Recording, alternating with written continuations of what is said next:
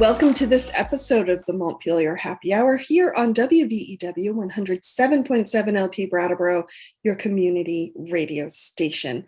I am your host, and this is the show where we talk about how things in Montpelier shake out for the rest of us.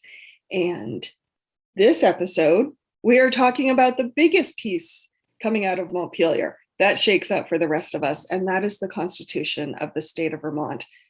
Regular contributor and representative Emily Kornheiser, would you please enlighten our listeners as to why we are going to read them the lovely Constitution of the state of Vermont?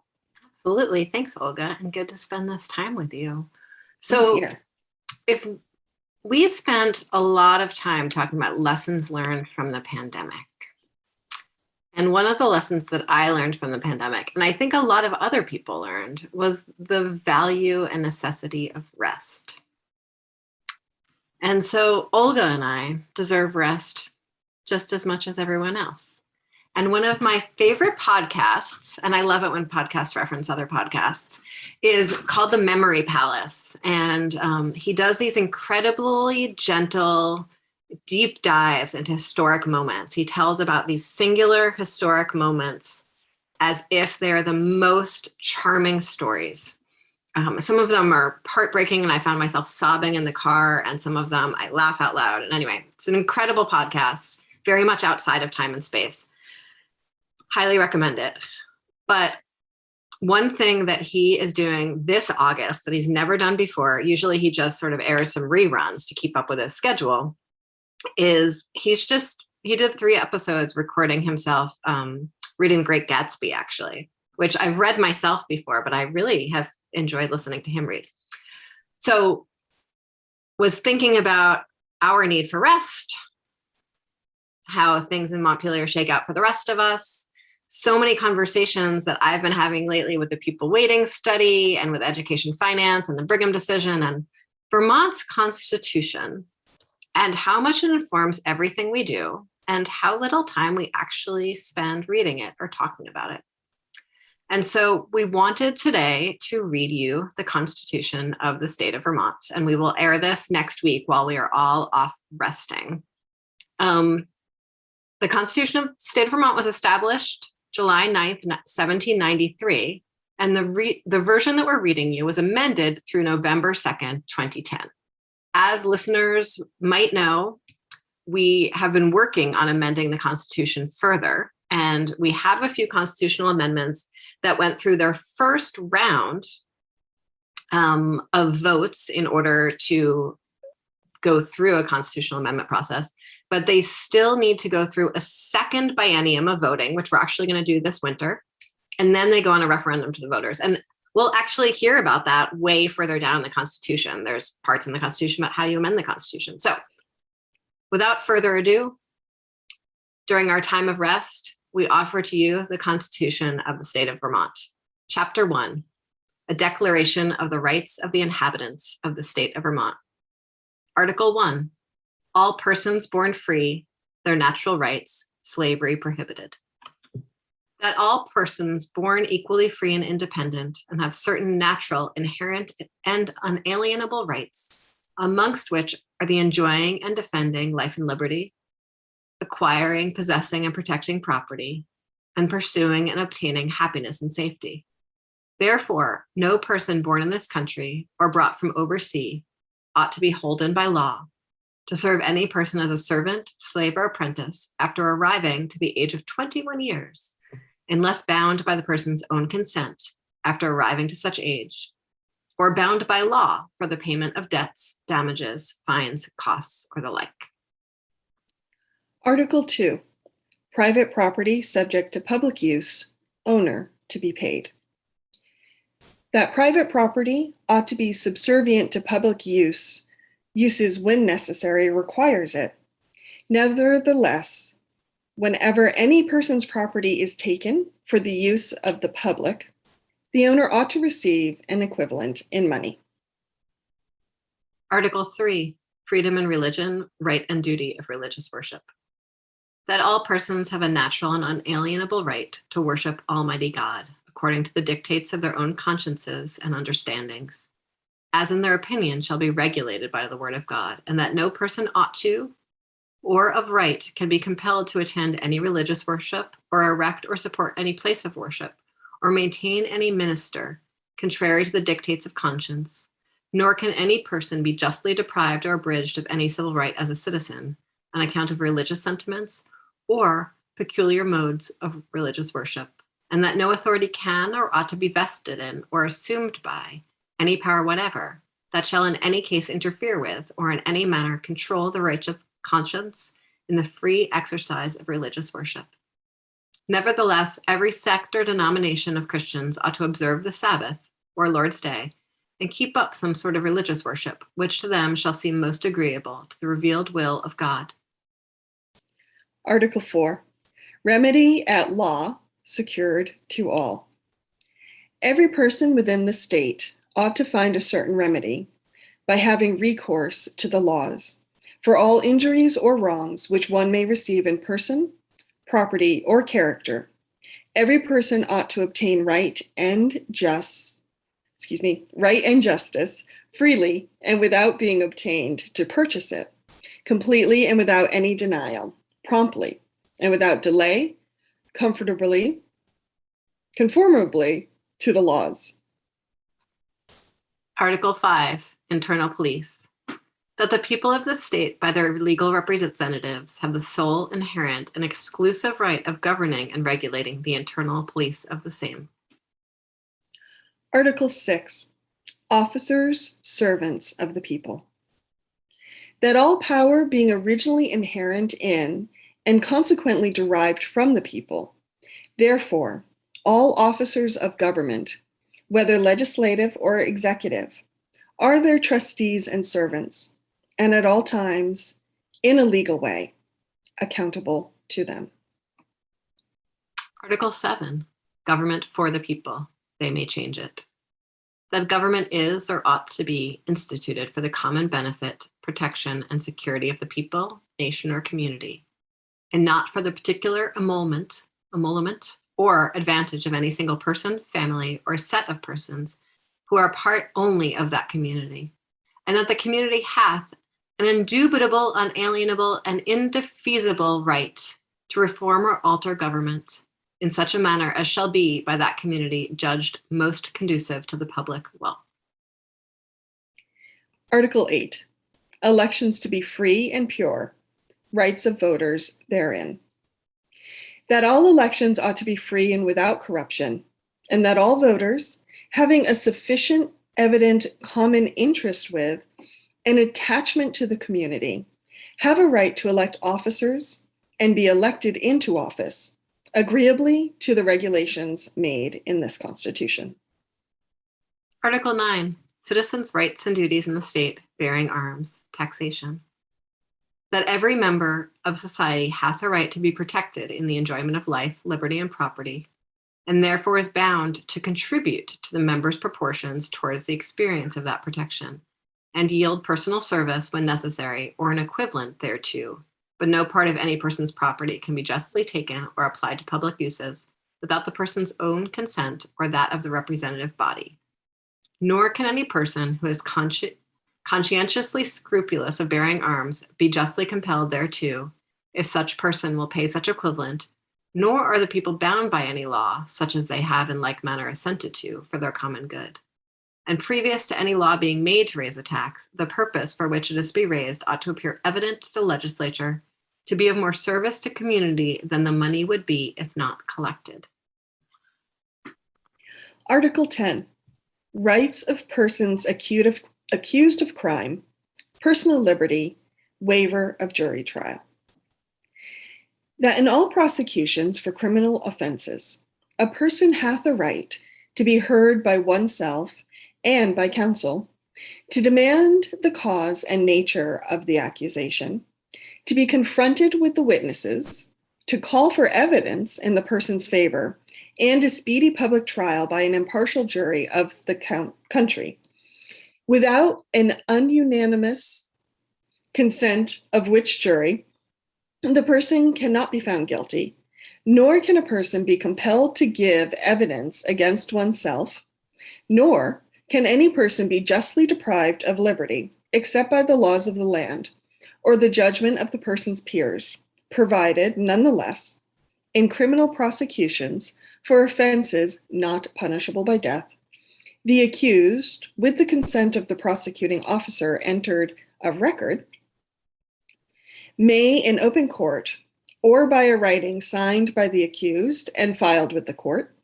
waive the right to a jury trial and submit the issue of the accused's guilt to the determination and judgment of the court without a jury. Article 11, search and seizure regulated. That the people have a right to hold themselves, their houses, papers, and possessions free from search and seizure, and therefore warrants without oath or affirmation first made affording sufficient foundation for them, and whereby any officer or messenger may be commanded or required to search suspected places or to seize any person or persons, his, her, or their property, not particularly described or contrary to that right and ought not to be granted. Article 12, trial by jury to be held sacred. That when any issue in fact proper for the cognizance of a jury is joined in a court of law, the parties have a right to trial by jury, which ought to be held sacred. Article 13, freedom of speech and of the press. That the people have a right to freedom of speech and of writing and publishing their sentiments concerning the transactions of government, and therefore the freedom of the press ought not to be restrained.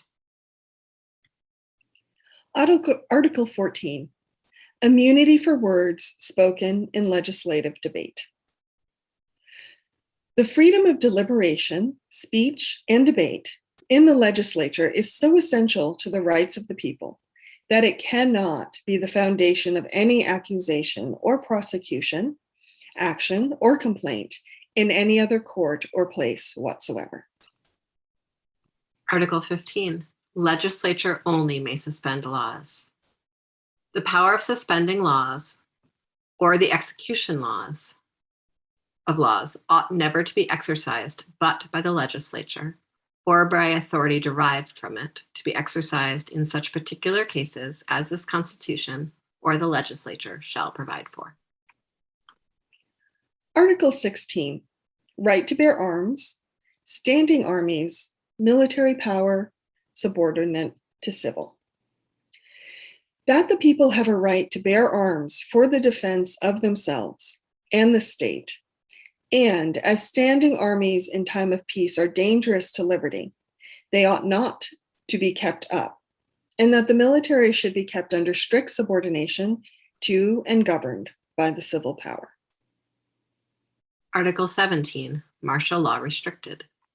That no person in the state can in any case be subjected to law martial or to any penalties or pains by virtue of that law, except those employed in the army and the militia in actual service. Article 18, regard to fundamental principles and virtues necessary to preserve liberty. That frequent recurrence to fundamental principles and a firm adherence to justice, moderation, temperance, industry, and frugality are absolutely necessary to preserve the blessings of liberty and keep government free. The people ought, therefore, to pay particular attention to these points in the choice of officers and representatives, and have a right in a legal way to exact a due and constant regard for them from their legislators and magistrates in making and executing such laws as are necessary for the good government of the state. Article 19, right to immigrate. That all people have a natural and inherent right to emigrate from one state to another that will receive them. Article 20, right to assemble, instruct, and petition. That the people have a right to assemble together to consult for their common good, to instruct their representatives, and to apply to the legislature for redress of grievances by address, petition, or remonstrance. Article 21, no transportation for trial. That no person shall be liable to be transported out of the state for trial for any offense committed within the same.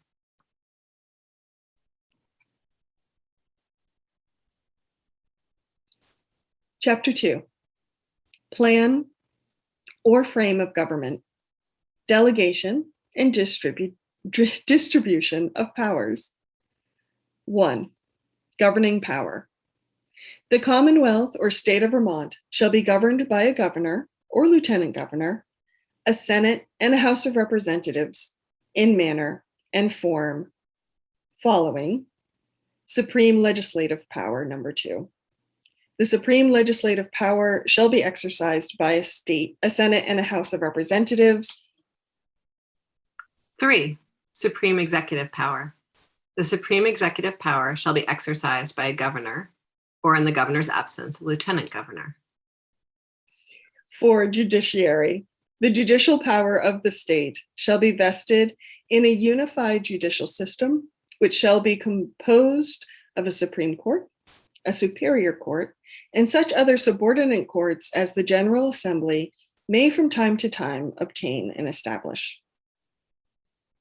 5. Departments to be distinct.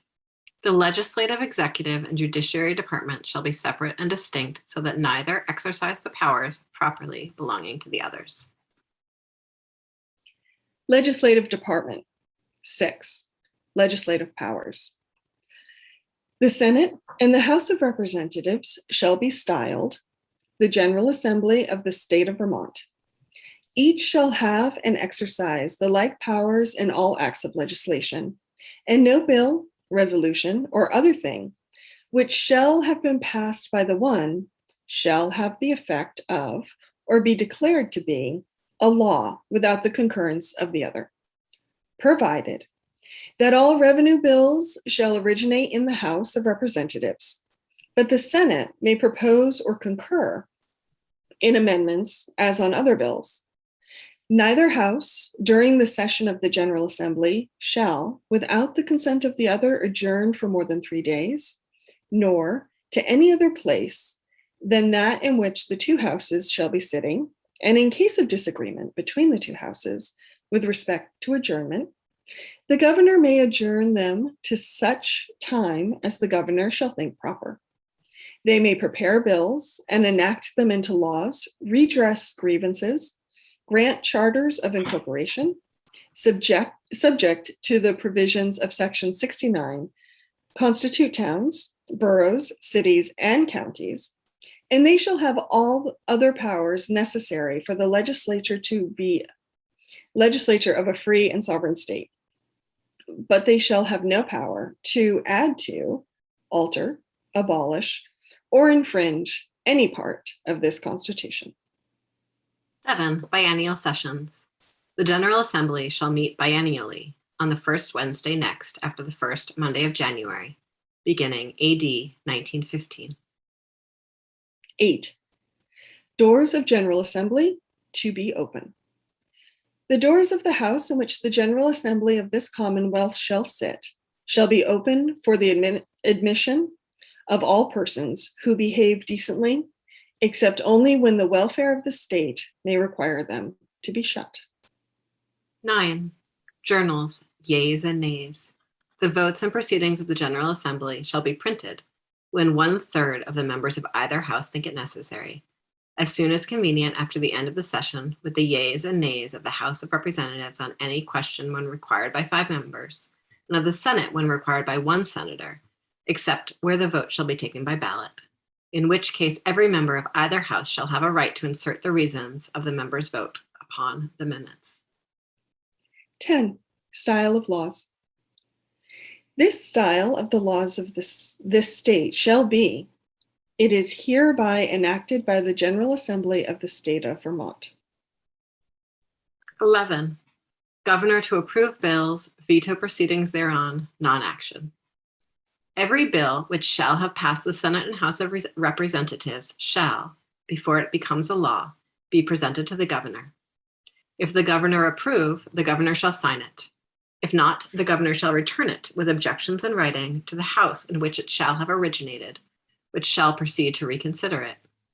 If, upon such reconsideration, 2/3 of the members present of the House shall pass the bill, it shall, together with the objections, be sent to the other House, by which it shall likewise be reconsidered, and if approved by 2/3 of the members present of that House, it shall become a law. But in all such cases, the votes of both houses shall be taken by yeas and nays, and the names of the person voting for or against the bill shall be entered on the journal of each house respectively. If any bill shall not be returned to by the governor, as aforesaid, within 5 days, Sundays excepted, after it shall have been presented to the governor, the same shall become a law in like manner as if the governor had signed it, unless the two houses, by their adjournment, within 3 days after the presentation of such bill shall prevent its return, in which case it shall not become a law. 12. Fees for advocating bills, etc. No member of the General Assembly shall, directly or indirectly, receive any fee or reward to bring forward or advocate any bill, petition, or other business to be transacted in the legislature, or advocate any cause as counsel in either house of legislation, except when employed in behalf of the state. 13. Representatives, number. The House of Representatives shall be composed of 150 representatives. The voter of each representative district established by law shall elect 1 or 2 representatives from that district, the number from each district to be established by the General Assembly. In establishing representative districts which shall afford equality of representation, the General Assembly shall seek to maintain geographical compactness and contiguity, and to adhere to boundaries of counties and other existing political subdivisions. 14. Powers of House. The representatives so chosen, a majority of whom shall constitute a quorum by transacting any other business than raising a state tax, for which 2/3 of the members elected shall be present, shall meet as required by Section 7, and shall be styled the House of Representatives. They shall have power to choose their speaker, their clerk, and any other necessary officers, sit on their own adjournment subject to the limitations of Section 6, judge of the elections and qualifications of their own members. They may expel members, but not for causes known to their constituents antecedent to their election, administer oaths and affirmations in matters depending before them, and impeach state criminals. 15. Residence of representatives and senators. No person shall be elected a representative or a senator until the person has resided in the state 2 years, the last year of which shall be in the legislative district for which the person is elected. 16. Representatives' oath. The representatives, having met and chosen their speaker and clerk, shall each of them, before they proceed to business, take and subscribe, as well as the oath or affirmation of allegiance hereinafter directed, except where they shall produce certificates of their having theretofore taken and subscribed the same as the following oath or affirmation. You do solemnly swear or affirm that as a member of this assembly, you will not propose or assent to any bill, vote, or resolution which shall appear to you injurious to the people, nor consent to any act or thing whatever that shall have a tendency to lessen or abridge the rights and privileges as declared by the Constitution of this state, but will in all things conduct yourself as a faithful, honest representative and guardian of the people, according to the best of your judgment and ability, in case of an oath, so help you God, or in case of an affirmation under the pains and penalties of perjury. 17. Oath of Senators and Representatives. The representatives, having met on the day appointed by law for the commencement of a biennial session of the General Assembly, and chosen their speaker, and the senators having met, shall, before they proceed to business, take and subscribe the following oath, in addition to the oath prescribed in the foregoing section. Do you solemnly swear or affirm that you did not at the time of your election to this body, and that you do not now hold any office of profit or trust under the authority of Congress, so help you God, or in the case of an affirmation, under the pains and penalties of perjury, The words office of profit or trust under the authority of Congress shall be construed to mean any office created directly or indirectly by Congress and for which emolument is provided from the Treasury of the United States, other than that of a member of the commissioned or enlisted personnel in reserve components of the armed forces of the United States while not on extended active duty. And with that, the Montpelier Happy Hour on WVEW 107.7 LP Brattleboro, your community radio station, will take a moment to hear from its underwriters. Stay tuned. Welcome back to the second half of this special episode of the Montpelier Happy Hour on WVEW 107.7 LP Brattleboro, your community radio station.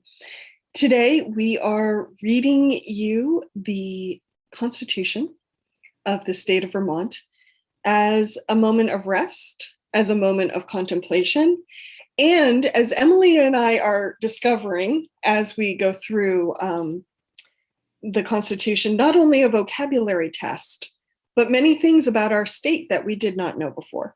So thank you for joining us today. We are currently reading Chapter 2, Plan or Frame of Government, Delegation, and Distribution of Powers. Emily. Subsection 18, Senators, Numbers, Qualifications. The Senate shall be composed of 30 senators to be of the senatorial district from which they are elected. The voters of each senatorial district established by law shall elect one or more senators from that district, the number from each district to be established by the General Assembly. In establishing senatorial districts, which shall afford equality of representation, the General Assembly shall seek to maintain geographical compactness and contiguity, and to adhere to boundaries of counties and other existing political subdivisions. Subsection 19, Powers of Senate, Lieutenant Governor's duties. The Senate shall have the like powers to decide on the election and qualifications of, and to expel any of, its members, make its own rules, and appoint its own officers, as are incident to or are possessed by the House of Representatives. A majority shall constitute a quorum. The lieutenant governor shall be president of the Senate, except when exercising the office of governor, or when the office of the lieutenant governor shall be vacant, or in the absence of the lieutenant governor, in which cases the Senate shall appoint one of its own members to be president of the Senate pro tempore. And the president of the Senate shall have a casting vote, but no other. Executive Department. 20. Governor, executive power.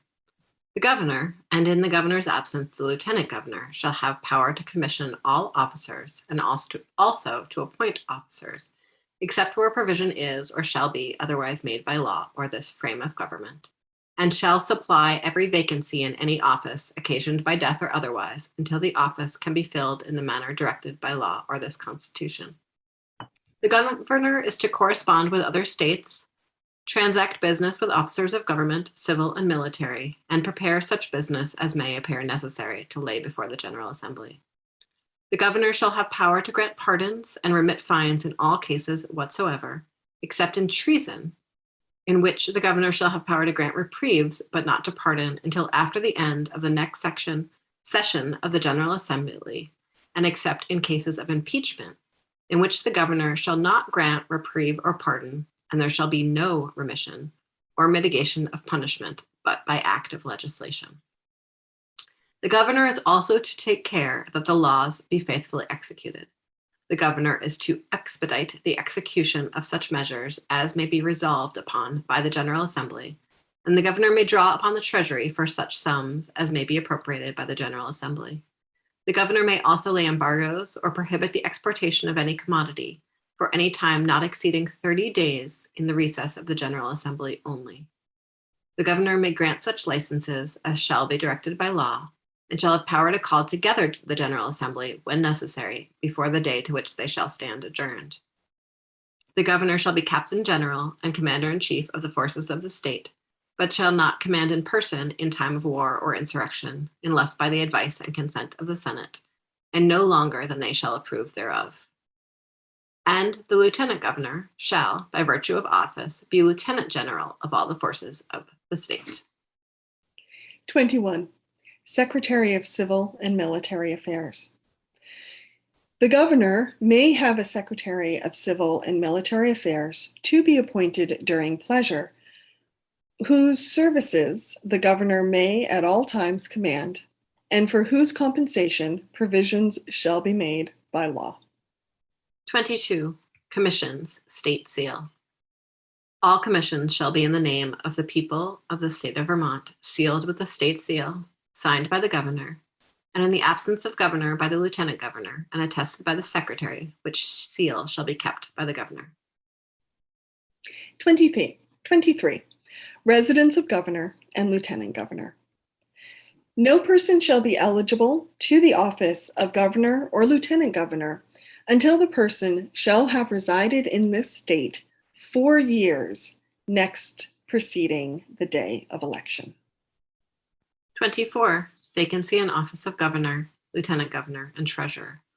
The legislature shall provide by general law what officer shall act as governor whenever there shall be a vacancy in both the offices of governor and lieutenant governor, occasioned by failure to elect, or by the removal from office, or by the death or resignation of both governor and lieutenant governor, or by the inability of both governor and lieutenant governor to exercise the powers and discharge the duties of the office of governor, and such officer so designated shall exercise the powers and discharge the duties appertaining to the office of governor accordingly until the disability shall be removed or governor shall be elected. And in case there shall be a vacancy in the office of treasurer by reason of any of the cases enumerated, the governor shall appoint a treasurer for the time being, who shall act as treasurer until the disability shall be removed or a new election shall be made. 25. Security given by treasurer and sheriffs. The treasurer of the state shall, before entering upon the duties of office, give sufficient security to the Secretary of State in behalf of the state of Vermont, before the governor of the state or one of the justices of the Supreme Court, and sheriffs, before entering upon the duties of their office, shall give sufficient security in such manner and in such sums as shall be directed by the legislature. 26. Treasurer's accounts. The treasurer's account shall be annually audited, and a fair state thereof laid before the General Assembly at its biennial session in January. 27. Drawing money from Treasury. No money shall be drawn out of the Treasury unless first appropriated by act of legislation. Judiciary Department. 28. Courts of Justice. The courts of justice shall be open for the trial of all causes proper for their cognizance, and justice shall be therein impartially administered without corruption or unnecessary delay. 29. The Supreme Court composition. The Supreme Court shall consist of the Chief Justice of the state and 4 associate justices of the Supreme Court. 30. Supreme Court jurisdiction. The Supreme Court shall exercise appellate jurisdiction in all cases, criminal and civil, under such terms and conditions as it shall specify in rules not inconsistent with law. The Supreme Court shall have original jurisdiction only as provided by law, but it shall have the power to issue all writs necessary or appropriate in aid of its appellate jurisdiction. The Supreme Court shall have administrative control of all the courts of the state and disciplinary authority concerning all judicial officers and attorneys at law in the state. 31. Lower courts jurisdiction. All other courts of this state shall have original and appellate jurisdiction as provided by law. All courts except the Supreme Court may be divided into geographical and functional divisions as provided by law, or by judicial rules adopted by the Supreme Court not inconsistent with law. The jurisdiction of geographical and functional divisions shall be as provided by law or by judicial rules not inconsistent with law. The courts of the state may exercise equity jurisdiction as well as law jurisdiction, in civil proceedings as may be provided by law or by judicial rules not inconsistent with law. 32. Filling judicial vacancies. The governor, with the advice and consent of the Senate, shall fill a vacancy in the office of the Chief Justice of the State, Associate Justice of the Supreme Court, or Judge of any other court, except the office of Assistant Judge and of Judge of Probate, from a list of nominees presented by a judicial nominating body, established by the General Assembly, having authority to apply reasonable standards of selection. 33. Interim judicial appointments. When the Senate is not in session, the governor may make an interim appointment to fill a vacancy in the office of Chief Justice, Associate Justice of the Supreme Court, or Judge of any other court, except the office of Assistant Judge and of Judge of Probate, from a list of nominees presented by the judicial nominating body. A justice or a judge so appointed shall hold office with all the powers incident to the office until the Senate convenes and acts upon the appointment submitted by the governor. Thereafter, the appointee shall continue in office if the Senate consents to the appointment. If the appointment is not confirmed upon vote of the Senate, the appointment shall be terminated and a vacancy in the office will be created. 34. Judicial term of office. The justices of the Supreme Court and judges of all subordinate courts, except assistant judges and judges of probate, shall hold office for terms of 6 years, except when holding office under an interim appointment. At the end of the initial 6-year term and at the end of each 6-year term thereafter, such justice or judge may give notice in the manner provided by law of a desire to continue in office. When such justice or judge gives the required notice, the question of continuance in office shall be submitted to the General Assembly, and the justice or judge shall continue in office for another term of 6 years unless a majority of the members of the General Assembly voting on the question vote against continuation in office. 35. Mandatory retirement.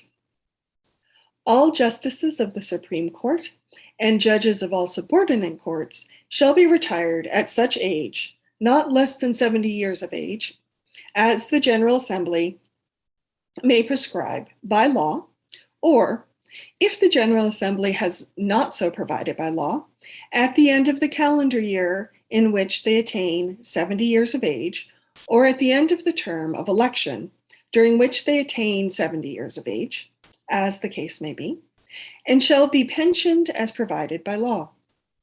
The Chief Justice may, from time to time, appoint retired judges and justices to special assignments as permitted under the rules of the Supreme Court.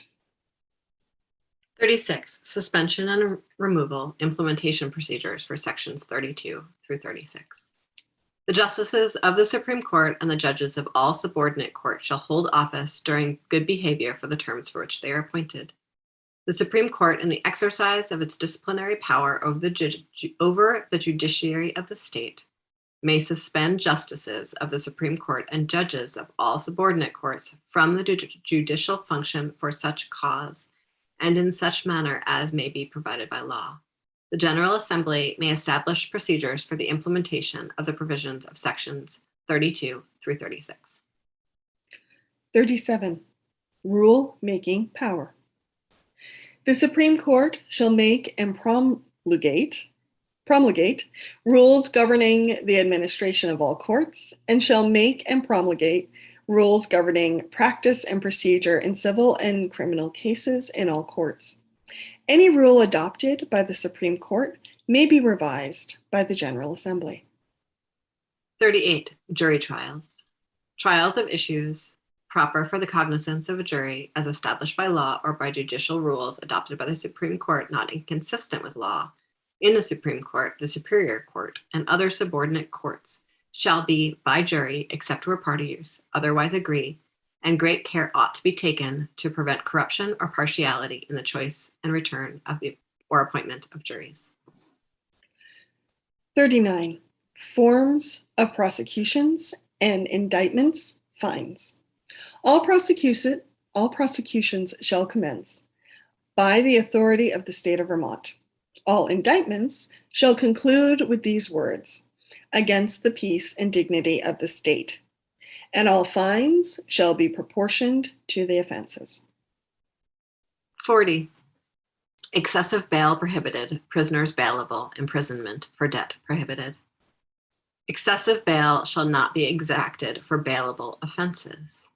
All persons shall be bailable by sufficient sureties except as follows. A person accused of an offense punishable by death or life imprisonment may be held without bail when the evidence of guilt is great. 2. A person accused of a felony, an element of which involves an act of violence against another person, may be held without bail when the evidence of guilt is great and the court finds, based upon clear and convincing evidence, that the person's release poses a substantial threat of physical violence to any person, and that no condition or combination of conditions of release will reasonably prevent the physical violence. A person held without bail to trial under this paragraph shall be entitled to review de novo by a single justice of the Supreme Court forthwith. 3. A person awaiting sentence or sentenced pending appeal may be held without bail for any offense. A person held without bail prior to trial shall be entitled to review of that determination by a panel of 3 Supreme Court justices within 7 days after bail is denied, except in the case of an offense punishable by death or life imprisonment. If a person is held without bail prior to trial, the trial of the person shall be commenced not more than 60 days after the bail is denied. If the trial is not commenced within 60 days and the delay is not attributable to the defense, the court shall immediately schedule a bail hearing and shall set bail for the person. No person shall be imprisoned for debt. 41. Habeas corpus. The writ of habeas corpus shall in no case be suspended. It shall be a writ issuable of right, and the General Assembly shall make provision to render it a speedy and effectual remedy in all cases proper therefore. Qualifications of free men and free women. 42. Voters' qualifications and oath. Every person of that full age of 18 years who is a citizen of the United States, having resided in this state for the period established by the General Assembly, and who is of a quiet and peaceable behavior and will take the following oath or affirmation, shall be entitled to all the privileges of a voter of this state. You solemnly swear or affirm that whenever you give your vote or suffrage touching any matter that concerns the state of Vermont, you will do it so as in your conscience you shall judge will most conduce to the best good of the same, as established by the Constitution, without fear or favor of any person. Every person who will attain the full age of 18 years by the date of the general election, who is a citizen of the United States, having resided in this state for the period established by the General Assembly, and who is of a quiet and peaceable behavior, and will take the oath or affirmation set forth in this section, shall be entitled to vote in the primary election. Thank you for joining us for this episode of the Montpelier Happy Hour here on WVEW 107.7 LP Brattleboro, your community radio station. As always, you can find us at Emily's YouTube channel, our Facebook page, our Montpelier Happy Hour.captivate.fm page, BCTV, and wherever you find your podcasts. Thank you for joining us.